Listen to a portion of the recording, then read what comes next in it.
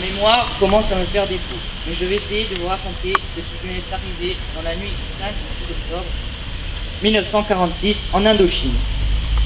Avec la section d'artillerie à laquelle j'appartenais, la 141e RAC, nous gardions le poste de pointe, situé à environ 10 km du nord-est de la ville d'Anké.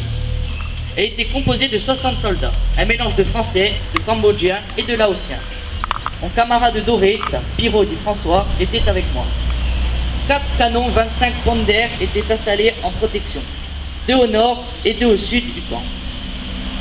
Quelques jours auparavant, notre lieutenant, avec un groupe d'hommes, a effectué une patrouille non loin de notre camp.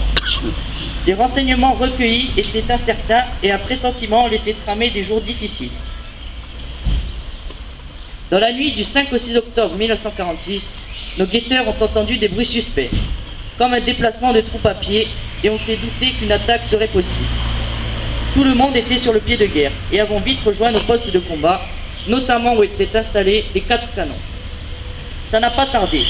À 3 heures, des tirs nourris d'armes automatiques se sont déchaînés. Une attaque de grande envergure. Nous avons appris ensuite qu'ils étaient plus de 100. Ça tirait de partout. Notre riposte était à la hauteur et heureusement que nous avions les 4 canons. J'étais au nord où la principale attaque fut lancée.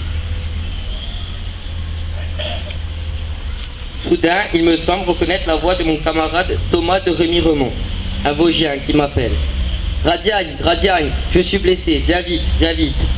Je me suis précipité, mais hélas, il était trop tard. Ce fut un choc immense pour moi. C'était mon meilleur compagnon de guerre. J'ai quand même eu le temps de tuer 2 Viettes. Ma mitraillette s'est enrayée. J'ai pris immédiatement celle de mon camarade mort pour continuer le combat. Encore aujourd'hui, il m'arrive d'entendre Thomas m'appeler. « Gradiagne, Gradiagne, viens vite, je suis blessé !» Vers 4 heures, à mon tour, j'ai reçu une rafale de mitraillette à la partie antérieure de la cuisse droite avec une cicatrice de 9 cm sur 8 cm. Je perdais tout mon sang. Malgré une douleur intense, j'ai tenu le coup et je n'ai pas perdu connaissance. J'ai été opéré le même jour à 16 heures. J'ai bénéficié d'une hospitalisation de 2 mois et d'une convalescence de 3 mois. Ma jambe était raide et petit à petit il y a eu une amélioration. J'ai repris le combat environ 6 mois après, alors que j'avais encore un petit pansement de maintien. L'attaque de notre camp a fait hélas 10 morts dans notre section et environ 25 chez les Viettes.